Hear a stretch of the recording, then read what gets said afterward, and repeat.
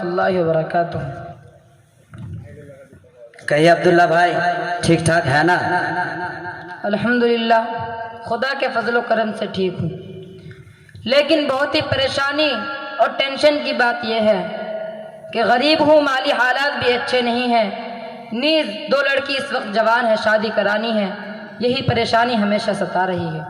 کیوں عبداللہ بھائی، پریشانی کی کیا بات ہے؟ کہیں سے کوئی رشتے کا پیغام نہیں آتا ہے کیا؟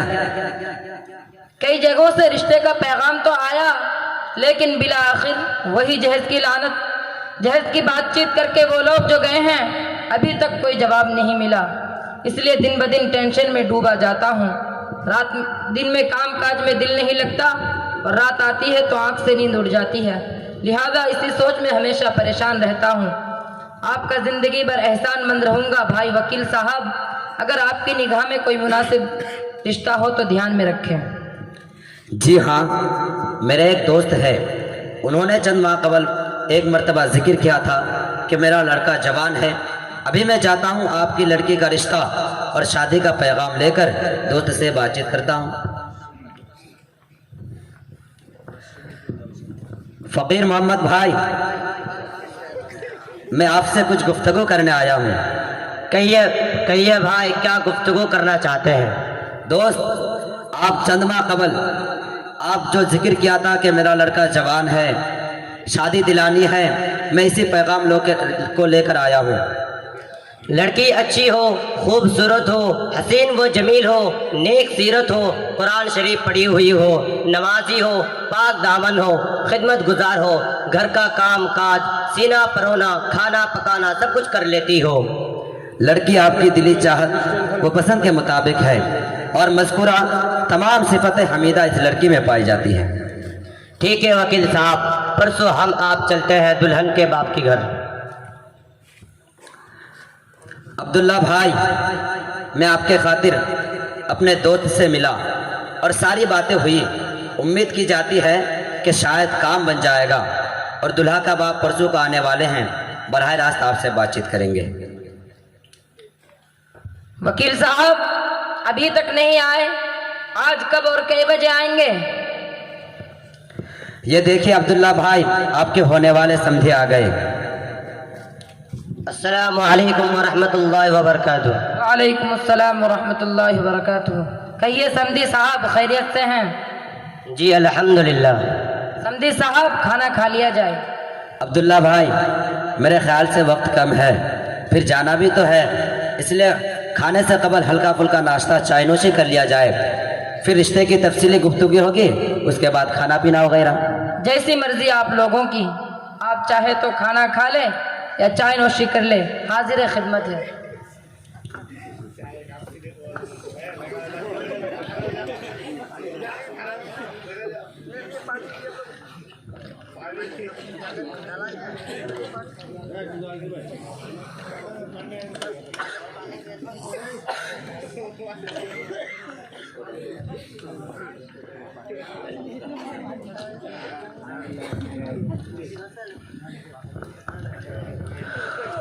وکیل کے معرفت آپ کی لڑکی کے بارے میں مجھے سب کچھ معلوم ہو گیا، اتفاق لڑکی بھی میں نے دیکھ لیا، مجھے پسند ہے اور میں الحمدللہ ہائی مدرسہ سے عالم فاضل بھی ہوں، ماشاءاللہ حاجی بھی ہوں، سبحان اللہ، پابندی سے چلا 4 مہینہ بھی لگاتا ہوں۔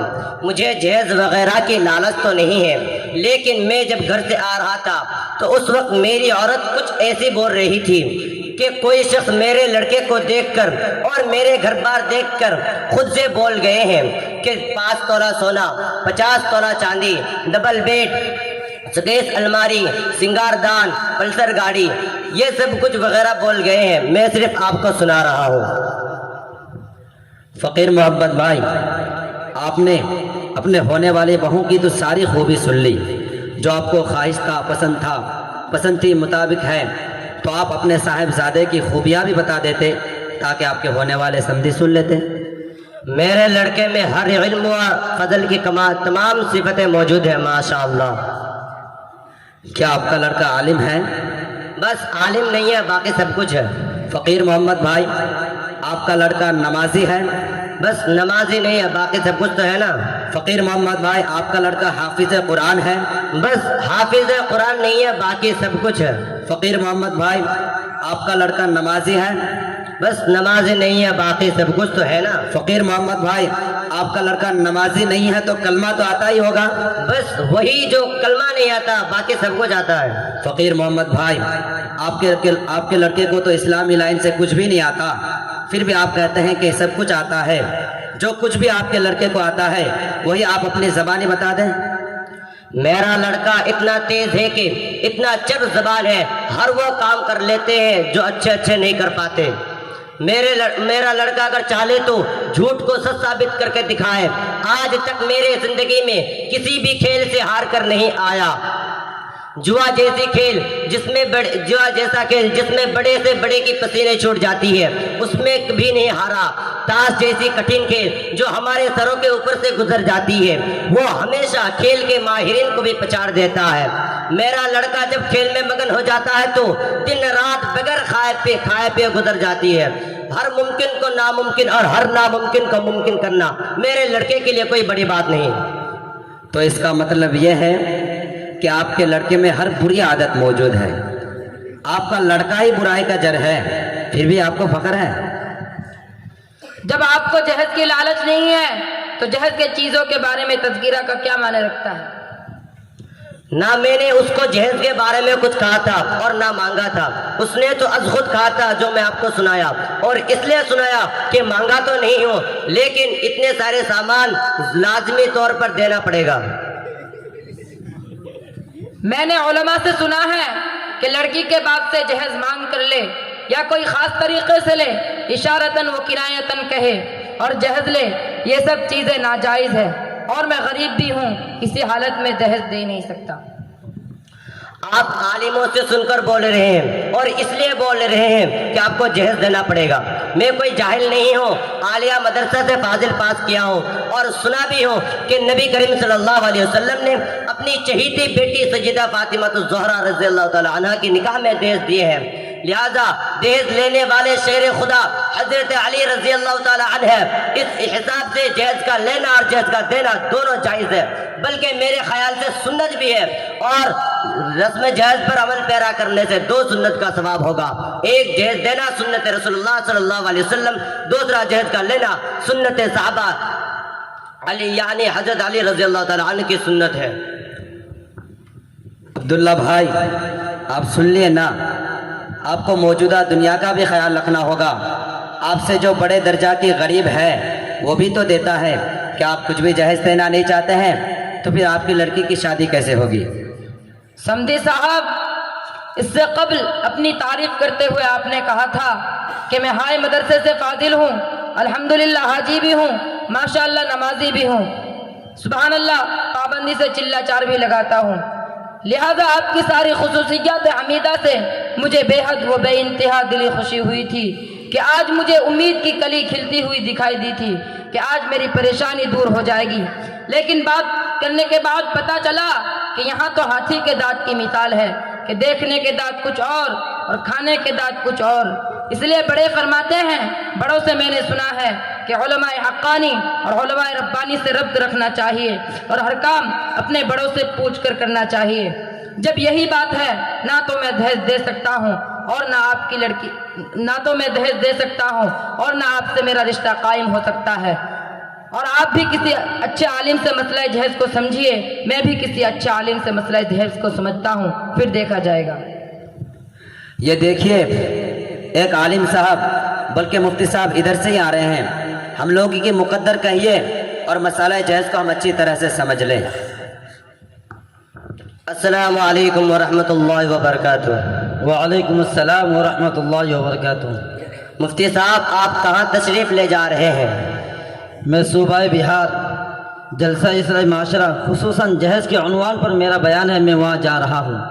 अगर आपके पास कुछ वक्त है तो हम लोग भी एक अहम झमेला से निजात पा सकते हैं।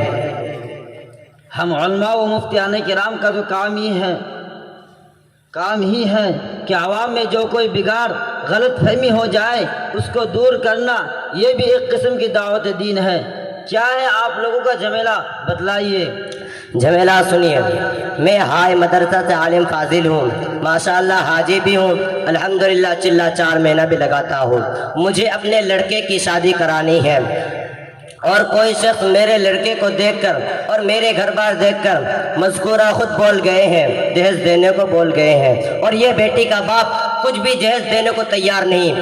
آپ ہی طرح انصاف سے بتلائیے کہ اس آدمی کے لڑکی کی شادی کیسے ہوگی؟ آپ حضرات خوب سمجھ لیں کہ جہیز قرآن و سنت کی روشنی میں بالکل ناجائز و حرام ہے۔ یہ کیسے ہو سکتا ہے جبکہ نبی کریم صلی اللہ علیہ وسلم نے اپنی چہیتی بیٹی سیدہ فاطمہ الزہرا رضی اللہ تعالیٰ عنہ کے نکاح میں دہیج دیے ہیں، بلکہ دہیج لینے والی شیر خدا حضرت علی رضی اللہ تعالیٰ عنہ ہے۔ اس اعتبار سے جہیز کا لینا اور جہیز کا دینا دونوں سنت ہے۔ فقیر محمد بھائی، آپ نے پہلے جو اپنی تعریفات کی اور یہ بھی بتایا کہ آپ ہائی مدرسے سے فاضل کیے ہیں، یہ بھلے مانش کی پہچان نہیں ہے کہ اپنی تعریف آپ کریں۔ اس سے پتہ چلتا ہے کہ جو فاضل کی ڈگری آپ بتاتے ہیں یہ فاضل فضل و کمال سے نہیں بلکہ فضول سے آپ فاضل ہے، ورنہ آپ کو حقیقت سے واقفیت ہوتی۔ سب سے پہلے تو جہیز کے بارے میں صحیح معلومات ہو، اور یہ بھی معلوم ہو کہ اس وقت حضور صلی اللہ علیہ وسلم اور حضرت علی مرتضی رضی اللہ تعالیٰ عنہ کی صورتحال کیا تھی، اور حضور صلی اللہ علیہ وسلم نے کئی چیزیں اور کیا کیا دیے تھے۔ بن سوچے سمجھے ایسی باتیں حضور صلی اللہ علیہ وسلم پر یا کسی صحابہ رضی اللہ تعالیٰ عنہ پر نسبت کرنا گناہ عظیم ہوگا۔ آپ جیسے حضرات نے دین اسلام کو برباد کر دیا، مذہب کے نام پر عیاشی کے پیٹ بھرنا شروع کر دیے، ذرا الٹی سیدھی دلیل ملی اور ناجائز طریقے پر مقصد براری شروع کر دی۔ حضرت علی رضی اللہ تعالیٰ عنہ کو نبی کریم صلی اللہ علیہ وسلم نے جو کچھ دیا تھا، اولاً اس کی مقدار ایک چادر، تکیہ، مشکیزہ اور پیالہ سے زیادہ نہ تھی۔ دوسرے، حضرت علی رضی اللہ تعالیٰ عنہ کی پرورش بچپن ہی سے نبی کریم صلی اللہ علیہ وسلم نے فرمائی تھی، اس لیے جو کچھ دیا وہ ایک کفیل، سرپرست اور ذمہ دار کی حیثیت سے دیا۔ جہیز کی وہاں مروج صورت کی تصور بھی نہ تھا، اور پھر بہشتے بنا کر خواہشات کے چار چھپوا کر دنیا بھر کی اشیاء لڑکی کے والدین سے مانگنے کا جواز اس سے کہاں ثابت ہوتی ہے؟ توبہ کیجئے توبہ، ورنہ رشتہ داروں نے نہ معلوم کتنی پریشانی سے اور قرضے لے کر اپنی زیورات گروی رکھ کر اور رشتہ داروں سے اور اپنی زیورات گروی رکھ کر سرمایہ داروں سے منت سماجت کر کے اپنی لڑکی کو سہاگن بنایا اور تمہارے ناجائز مطالبات پورے کیے، تمہارے منہ مانگی مرادیں پورے کیے۔ دوسری طرف کتنے ہمارے غریب بھائی ہیں جن کی چھت نیلا آسمان بستر زمین ہوتی ہے، بھوک مری جن کا مقدر فقر و فاقہ جنہیں 2 وقت کھانا میسر نہیں ہوتا، لکڑیاں چن چن کر، رکشہ چلا کر، کفن دوزی کر کے اور ہزاروں کام کر کے بھی صحیح طریقے پر اپنے بچوں کے پیٹ نہیں بھرا پاتے۔ لڑکیاں ان کی بھی جوان ہوتی ہے، وہ اپنی لڑکی کی شادی کس طرح کرائے، نو بنو کھانوں کا کس طرح انتظام کرے، جدید چٹخاروں کا کیسے اہتمام کرے۔ وہ اپنی لخت جگر، نور نظر، جگر پارے اور نیک وقت لڑکی کی جوانی کی امنگ کو کس طرح پوری کرے۔ ان کی لڑکی دم گھوٹ کے مر جائے گی، پیٹرول چھینک کر دنیا سے چلی جائے گی، پھانسی کا بندہ گلے میں ڈال کر اپنے ماں باپ کو جہیز کے عہدے سے آزاد کر دے گی، ٹرین کے نیچے گر کر زندگی کھو دے گی، یا پھر زہر کی گولی کھا کر خود کو فنا کے گھاٹ اتار دے گی، یا پھر جوانی کی ناگن کو تسکین دینے کے لیے منہ کلا کرے گی، عفت و عصمت کی چادر کو تار تار کر دے گی، اس جرم عظیم کا ارتکاب کرے گی جس سے عرش عظیم بھی ہل جاتا ہے، زمین میں زلزلہ آ جاتا ہے، کائنات کی ہر شے لرزہ بر اندام ہو جاتی ہے، جس کی سزا قرآن حکیم میں سنگساری یا رجم بیان کی ہے۔ بات یہی ختم نہیں ہو جاتی بلکہ کچھ ناجائز اولاد پیدا ہوں گی، جوان ہوں گی، اور کسی بچے کو پیدا ہونے سے پہلے موت کے گھاٹ اتار دیا جائے گا، کسی کو گندے نالے بہا دیا جائے گا، کسی کو جنگلات میں پھینک دیا جائے گا، اور کچھ حرامی اولاد جوان ہوں گی، کلنگ ہوں گی۔ تمہاری پریشانی کا بدنما داغ لگنے کا تمہارے اس تمتماتے چہرے پر اس جرم عظیم میں تم برابر کے شریک ہو گئے۔ کبھی ایسا ہوگا کہ باپوں کی دہلیز سے لڑکی کی ڈولی اٹھنی 2 بار ہو جائے گی تو لڑکی کے سر پر سفیدی کی چاندنی کی طرح سفیدی بال برسنے لگے گی، تو مایوسی و نا امیدی کے ماحول میں ماں باپ شرم و حیا کی وجہ سے خود مر جائیں گے، چھپا لیں گے اس دنیا سے اپنے چہرے کو، منو مٹی طرح دبا لیں گے اپنے بدن کو، اور ذلت کی زندگی پر ترجیح دیں گے عزت کی موت کو۔ لڑکے والوں کی ناجائز فرمائشوں سے چھٹکارا حاصل کرنے کے لیے انہیں موت سے آسان کا نسخہ نظر نہیں آئے گا۔ بتائیے محترم دولہے کا باپ، اس کا بار کس پر پڑے گا؟ یہ گناہ کس کے کندھوں پر ہوگا؟ اس کا ذمہ دار کسے ٹھہرایا جائے گا؟ آپ کی باتوں سے دل کی دروازہ پر دستک دی، حقیقی آنکھیں کھل گئی، دل کی گرہ کھل گیا۔ آج سے ہم سب توبہ کرتے ہیں کہ جہیز جیسا لعنت رسومات سے آئندہ کے لیے ہم عزم کرتے ہیں کہ جہیز جیسا لعنت رسم سے ہم خود بھی بچیں گے اور دوسروں کو بھی بچنے کی دعوت دیں گے۔ شکریہ مفتی صاحب، شکریہ۔ پھر کب ملیں گے اور ہم اپنے صاحبزادے کی سیدھے سادہ طور پر شادی کیسے کریں گے؟ اپنے گاؤں کے امام صاحب سے 2 گواہوں کی موجودگی میں ایجاب و قبول کرا لیں اور امام صاحب خطبہ مسنونہ پڑھ کر دعا فرما دیں گے۔ حیات باقی تو ملاقات باقی۔ السلام علیکم ورحمۃ اللہ۔ وعلیکم السلام ورحمۃ اللہ وبرکاتہ۔